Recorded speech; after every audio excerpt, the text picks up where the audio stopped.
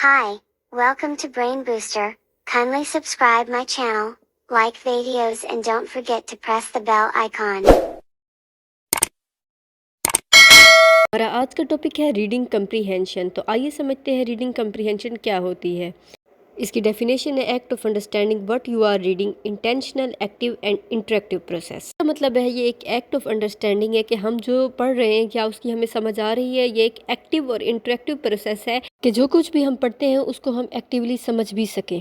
इस लेक्चर में हम रीडिंग कम्प्रीहेंशन की 4 बेसिक स्किल्स को सीखेंगे और वो हैं identify main idea, topic sentence और relevant and irrelevant information. Third one is cohesive devices and fourth is distinguish between fact and opinion. One by one समझते हैं। सबसे पहले हमारे पास है आइडेंटिफाई मेन टॉपिक और topic sentence. A topic sentence usually comes at the beginning of the paragraph. It is the most general sentence of the paragraph. Sentence mostly paragraph की first line में आता है और ये सबसे जनरल सेंटेंस होता है पैराग्राफ का, क्योंकि टॉपिक सेंटेंस होता है जो नेक्स्ट पूरे पैराग्राफ में होने वाली बात को आइडेंटिफाई कर देता है, पूरे इस पैराग्राफ का या पूरे ऐसे का टॉपिक बता देता है। यहाँ हमने एग्जाम्पल के तौर पर एक पैराग्राफ लिया है। My home town is famous for several unique natural features. First, it is noted for the Heaton river which is very wide and beautiful. On the other side of the town it is Heaton which is unusual because it is very steep. यहाँ पर first line है my home town is famous for several unique natural features.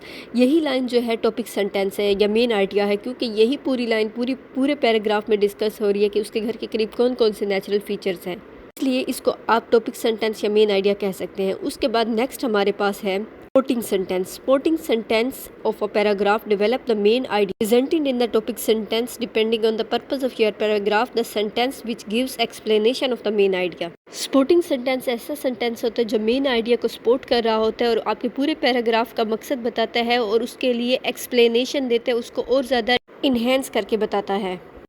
यहाँ पर हमने मिसाल के तौर पर अपने उसी पैराग्राफ को वापस ले लिया। यहाँ पर आप देख सकते हैं कि मेन आइडिया को, स्टेटमेंट को एक्सप्लेन करने के लिए पूरा पैराग्राफ लिखा गया है, जिसके अंदर वो उसकी नेचुरल फीचर्स जो हैं, जो यूनिक नेचुरल फीचर्स हैं, उनको एक्सप्लेन करता है और कहता है कि उसके अंदर क्या हीटन रिवर है और वो बहुत ज़्यादा खूबसूरत है और उसके अंदर जो हिल्स हैं वो इतने खूबसूरत है और उनकी खूबसूरती इस वजह से भी ज़्यादा क्योंकि वो स्टीप है।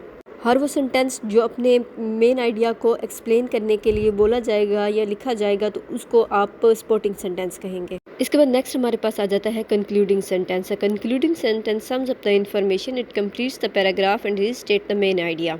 कंक्लूडिंग सेंटेंस ऐसा सेंटेंस होता है जो पूरे पैराग्राफ का या पूरे आपके आइडिया का जो है एक समरी निकाल के दे देता है, उसका रिजल्ट निकाल के दे देता है। हमने मिसाल के तौर पर अपने उसी पैराग्राफ को अगेन ले लिया। अब आप इसका लास्ट लाइन देखिए जिसमें आप देख सकते हो, the other side of the town it is Hitten Hill which is unusual because it is very steep. यहाँ पे उसने उसकी खूबसूरती को इन्हेंस करते हुए उसको ये भी साबित कर दिया कि वो क्यों इतना ज़्यादा खूबसूरत है, क्योंकि उसके जो पहाड़ हैं वो तिरछे हैं। तो यहाँ पे उसने पूरे पैराग्राफ को कंक्लूड कर दिया। कंक्लूडिंग सेंटेंस मोस्टली जो होता है पैराग्राफ की लास्ट लाइन होती है या लास्ट पैराग्राफ भी हो सकता है। ऐसा सेंटेंस जो रिजल्ट को सामने रख दे उसको आप कंक्लूडिंग सेंटेंस ही कहते हैं।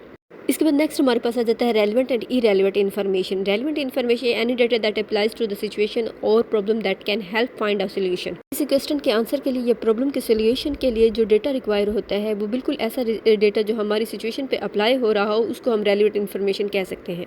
इसके बाद आ जाती है irrelevant information. Irrelevant information can be misleading and confusing. For example, geographer may want to learn how the climate of a region is changing. Relevant information would include change in temperature, wind and rainfall. Information that is irrelevant to his topic would consist of change in government.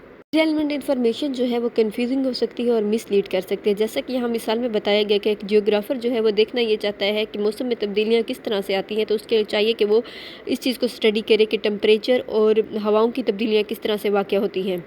अगर वो इस चीज़ को study करने बैठ गया कि government में तब्दीलियाँ किस तरह से होती हैं, तो ज़ाहिर है वो अपनी टॉपिक से बिल्कुल हट जाएगा, वो इरेलेवेंट इन्फॉर्मेशन कहलाएगी। इसके बाद नेक्स्ट हमारे पास आ जाती है cohesive devices. Coherence refers to the linking of ideas in a logical sequence और order. Cohesion refers to the organization of sentence and ideas in your essay. Cohesive devices ऐसे words को कहा जाता है जो एक सेंटेंस को दूसरे सेंटेंस से मिलाने के लिए या न्यू इन्फॉर्मेशन ऐड करने के लिए एक सीक्वेंस और ऑर्डर के तौर पर वर्ड्स को रिप्रेजेंट करे या वर्ड्स को वर्ड्स के साथ मिलाए, सेंटेंस को सेंटेंस से मिलाए, उसको आप कोहेसिव डिवाइसेस कह सकते हैं।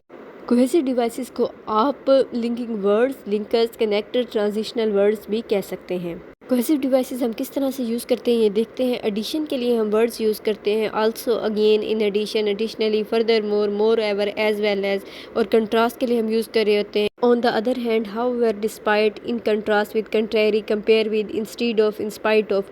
और कंपैरिजन के लिए हम अक्सर औकात यूज़ कर रहे होते हैं लाइकवाइज, सिमिलरली। इस तरह सीक्वेंस को रिप्रेजेंट करने के लिए हम वर्ड्स यूज़ कर रहे होते हैं first, second, to begin with, initially, then, next, from there, finally, lastly. और इसके बाद एग्जांपल्स को हम रिप्रेजेंट करने के लिए यूज़ करते हैं for instance, good example of this such as, illustrate, particularly, specifically. और कॉन्सिक्वेंसेस के लिए हम यूज़ कर रहे होते हैं therefore, as a result, depending on. और किसी चीज़ पर एम्फसाइज करना हो तो हम यूज़ कर रहे होते हैं Indeed, certainly, in fact, of course, obviously वगैरह।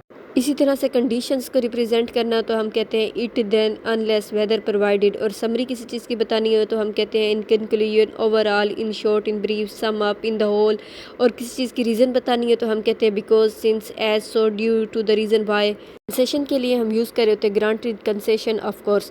तो हर ये वर्ड्स जो आपको नज़र आ रहे हैं जो एक सेंटेंस को दूसरे सेंटेंस से मिलाने के लिए हम यूज़ कर रहे होते हैं, इनको लिंकिंग वर्ड्स या कोहेसिव डिवाइसेस कहा जाता है। इसके बाद नेक्स्ट हमारे पास आ जाता है फैक्ट और ओपिनियन क्या होते हैं और इन दोनों में क्या फ़र्क है। तो सबसे पहले हम देखते हैं इनकी डेफिनेशन। फैक्ट की डेफिनेशन है a fact is a statement that can prove true और false. It is based on evidence, experience, proof और ऑब्जर्वेशन। ऐसे स्टेटमेंट को कहा जाता है जो गलत और सही हो सकती है लेकिन ये हकाइक पर, एक्सपीरियंस पर और सबूतों पर मबनी होगी। इट मीन्स के फैक्ट का ताल्लुक जो है वो रियलिटी से है।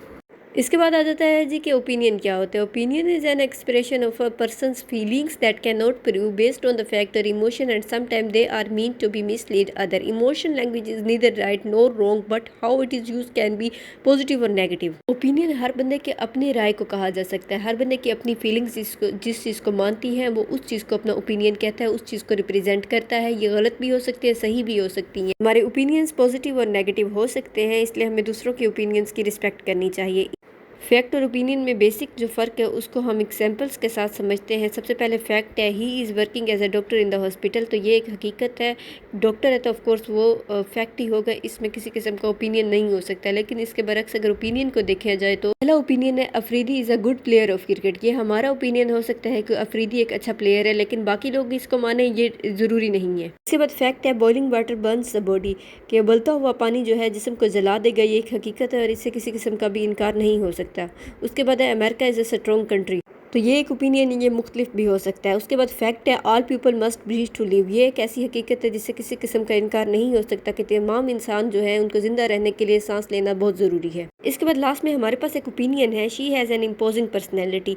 तो ये मेरी नज़र में हो सकती है कि उसकी पर्सनैलिटी इम्पोजिंग हो, लेकिन सबकी नज़र में उसकी पर्सनैलिटी इम्पोजिंग है ये ज़रूरी नहीं। हर बंदे का अपना एक पॉइंट ऑफ व्यू है। यहाँ पे हमारा लेक्चर ख़त्म हुआ। होप सो आपको इस लेक्चर की बहुत अच्छे से समझ आ गई होगी। अगर आपका किसी किस्म का कोई सवाल हो तो आप कमेंट सेक्शन में मुझसे पूछ सकते हैं। Thank you for watching my video.